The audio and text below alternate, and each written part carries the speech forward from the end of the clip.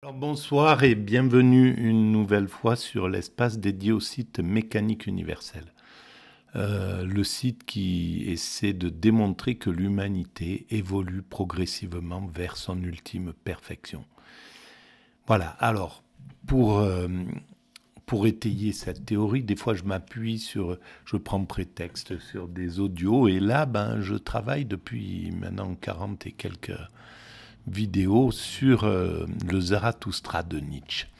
Alors c'est une audio que j'écoute à partir de littératureaudio.com, un site extraordinaire, gratuit, que je vous conseille. Il y a des tas d'auteurs et de livres qui sont lus par des bénévoles. Voilà. Donc je lance la suite du Zarathustra et puis éventuellement je commente. Voilà, on y va. Ah. En rêve, dans mon dernier rêve du matin, je me trouvais aujourd'hui sur un promontoire. Au-delà du monde, je tenais une balance dans la main et je pesais le monde. Oh, pourquoi l'aurore est-elle venue trop tôt pour moi? Son ardeur m'a réveillée, la jalouse. Elle est toujours jalouse de l'ardeur de mes rêves du matin. Mesurable pour celui qui a le temps, pesable pour un bon peseur, attingible pour les ailes vigoureuses, devinable pour de divins amateurs de problèmes, ainsi mon rêve a trouvé le monde. Mon rêve, un hardi navigateur, mi-vaisseau, mi-rafale, silencieux comme le papillon, impatient comme le faucon. Quelle patience et quel loisir il a eu aujourd'hui pour pouvoir peser le monde. Ma sagesse lui aurait-elle parlé en secret, ma sagesse du jour, riante et éveillée, qui se moque de tous les mondes infinis? Car elle dit, où il y a de la force, le nombre finit par devenir maître, car c'est lui qui a le plus de force. Avec quelle certitude mon rêve a regardé ce monde fini. Ce n'était de sa part ni curiosité, ni indiscrétion, ni crainte, ni prière. Est-ce qu'il parle de la démocratie, qui fait le nombre, pour qui c'est le nombre qui fait la force? Comme si une grosse pomme s'offrait à ma main, une pomme d'or, mûre, à pelure fraîche et veloutée, ainsi s'offrit à moi le monde. Comme si un arbre me faisait signe, un arbre à larges branches, ferme dans sa volonté, courbé et tordu, en appui et en reposoir pour le voyageur fatigué. Ainsi le monde était placé sur mon promontoire, comme si des mains gracieuses portaient un coffret à ma rencontre, un coffret ouvert pour le ravissement des yeux pudiques et vénérateurs. Ainsi le monde se porte à ma rencontre. Donc c'est un diamant, un bijou, quelque chose de... Le monde est sous cet aspice pour lui, me Pas semble-t-il. assez énigme pour chasser l'amour des hommes, pas assez intelligible pour endormir la sagesse des hommes. Une chose humainement bonne, tel me fut aujourd'hui le monde que l'on calomnie tant. Combien je suis reconnaissant dans mon rêve du matin d'avoir ainsi pesé le monde à la première heure. Oui, le monde que l'on calomnie tant, en fait, je pense qu'il s'oppose aux religieux pour qui le monde terrestre n'a pas pour certains religieux, évidemment, c'est pas toutes les religions et tous les religieux dans les religions qui pensent comme ça, mais pour qui le monde terrestre n'a pas n'est pas important par rapport au monde céleste. Et c'est le cas aussi pour Platon, pour Socrate, d'une certaine façon, bien que ça soit pas comme ça. Il est venu à moi comme une chose humainement bonne, ce rêve et ce consolateur de cœur. Et afin que je fasse comme lui, maintenant que c'est le jour, et pour que ce qu'il y a de meilleur me serve d'exemple, je veux mettre maintenant dans la balance les 3 plus grands maux et peser humainement bien. Celui qui enseigna à bénir enseigna aussi à maudire. Quelles sont les 3 choses les plus maudites sur terre?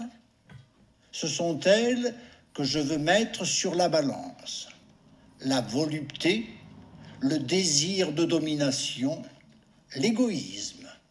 Ces 3 choses ont été les plus maudites et les plus calomniées jusqu'à présent. Ce sont ces 3 choses que je veux peser humainement bien. Eh bien, voici mon promontoire et voilà la mer.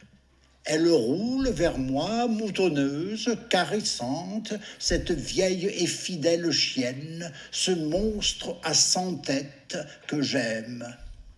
Eh bien, c'est ici que je veux tenir la balance sur la mer houleuse, et je choisis aussi un témoin qui regarde. C'est toi, arbre solitaire, toi dont la couronne est vaste et le parfum puissant, arbre que j'aime. Sur quel pont le présent va-t-il vers l'avenir? Quelle est la force qui contraint ce qui est haut à s'abaisser vers ce qui est bas? Et qu'est-ce qui force la chose la plus haute à grandir encore davantage?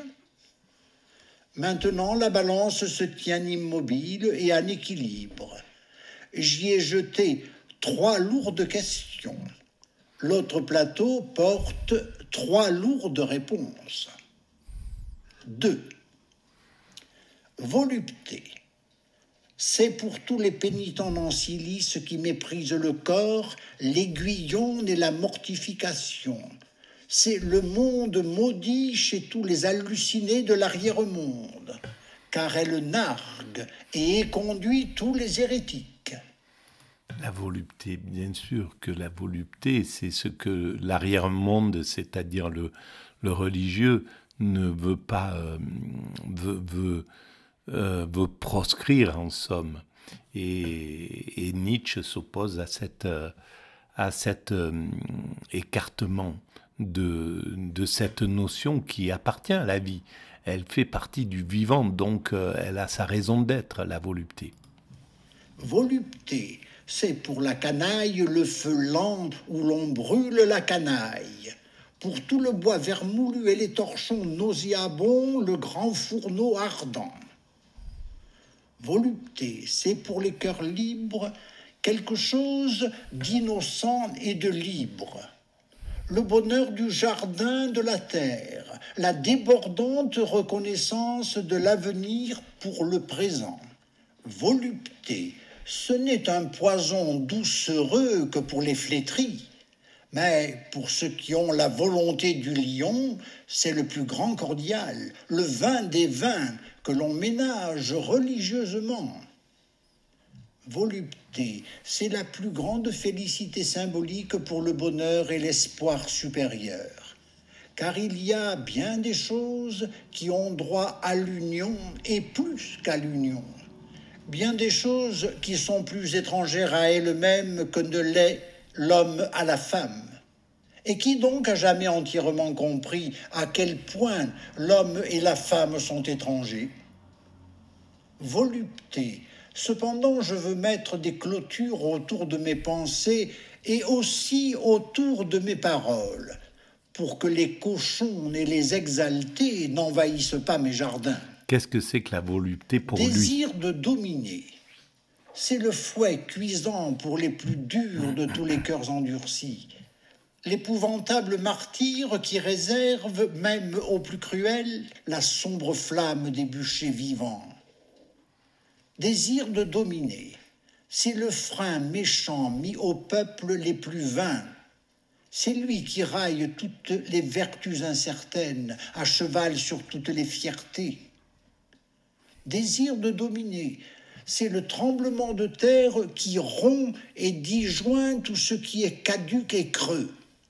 C'est le briseur irrité de tous les sépulcres blanchis qui gronde et punit, le point d'interrogation jaillissant à côté de réponses prématurées. Désir de dominer, dont le regard fait ramper et se courber l'homme qui l'asservit et l'abaisse au-dessous du serpent et du cochon, jusqu'à ce qu'enfin le grand mépris clame en lui. Désir de dominer, c'est le terrible maître qui enseigne le grand mépris, qui prêche en face des villes et des empires. Ôte-toi, jusqu'à ce qu'enfin ils s'écrient eux-mêmes que je m'ôte, moi. Alors c'est là où, si c'est face aux empires, face aux villes, face à la société, c'est ce désir de dominer cette société-là, dominer l'empire, dominer les dominants en somme. Et donc ça c'est la joie et c'est le surhomme. À mon sens, c'est ma lecture de cette œuvre-là. Ce désir de dominer, il n'est pas le désir de dominer aristocratique, il est le désir de dominer les dominants en somme, pour faire apparaître le surhomme, le surhumain. Désir de dominer, joyeux, qui monte aussi vers les purs et les solitaires pour les attirer, qui monte vers les hauteurs de la satisfaction de soi, ardent comme un amour qui trace sur le ciel d'attirantes joies empourprées. En fait, ce désir de dominer, c'est le sien, le pur et le solitaire, c'est lui. Et en fait, ce désir de dominer, c'est pas un désir de dominer, mais c'est un désir d'aller au-delà de la société, de dominer les valeurs anciennes pour pouvoir les balayer et passer sur des valeurs nouvelles, pour pouvoir dire, oui, la volupté, elle est dans notre monde, et aimer ce monde, soyez joyeux, prenez du plaisir du moment qu'il est clean, en somme, prenez du plaisir après avoir travaillé pour cette humanité, après avoir donné tout ce que vous donnez à l'humanité, votre récompense, c'est la volupté, c'est le plaisir. Désir de dominer. Mais qui voudrait appeler cela un désir quand c'est vers en bas que la hauteur aspire à la puissance? En vérité, il n'y a rien de fiévreux et de maladif dans de pareils désirs, dans de pareilles descentes. Que la hauteur solitaire ne s'éceule pas éternellement et ne se contente pas de soi. Que la montagne descende vers la vallée et les vents des hauteurs vers les terrains bas. Oh, qui donc trouverait le vrai nom pour baptiser et honorer un pareil désir? Vertu qui donne. C'est ainsi que Zarathustra appela jadis cette chose inexprimable. Donc le désir de dominer, c'est la vertu qui donne. Donc c'est pas la vertu qui prend, c'est pas l'instinct qui prend, c'est la vertu qui donne. C'est vrai, à mon sens, c'est vraiment lié à sa théorie et à au fait qu'il veut la répandre et la donner à l'humanité comme un don. Et en fait, c'est ce qu'il a fait. En fait, sa théorie, elle domine elle domine le XXe siècle, elle domine le début du XXIe siècle. Et donc, mais c'est en donnant, c'est le don qu'il a fait. C'était pas pour dominer de façon archaïque, instinctive. Et voilà. Et c'est là où il est un surhomme, en somme. Et en vérité, ce fut pour la première fois que sa parole fit la louange de l'égoïsme, le bon et saint égoïsme qui jaillit de l'âme puissante. De l'âme puissante, unie au corps élevé, au corps beau, victorieux et réconfortant. Et là, c'est pareil, on n'est pas pour le... Ça n'a rien à voir avec le muscu, avec l'égoïsme du muscu, avec que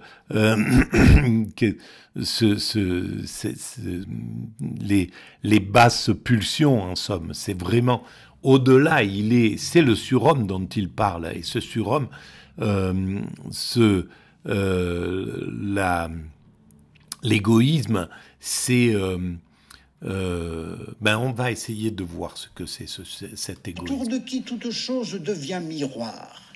Le corps souple qui persuade. Le corps souple. Le danseur dont le symbole et l'expression est l'âme joyeuse d'elle-même. La joie égoïste de tel corps, de telles âmes s'appelle elle-même vertu. La joie égoïste, alors là, à mon sens, c'est vraiment l'extase dont il parle. Parce que dans l'extase, évidemment, on pourrait le voir comme de l'égoïsme, parce que on est plein, on est complet.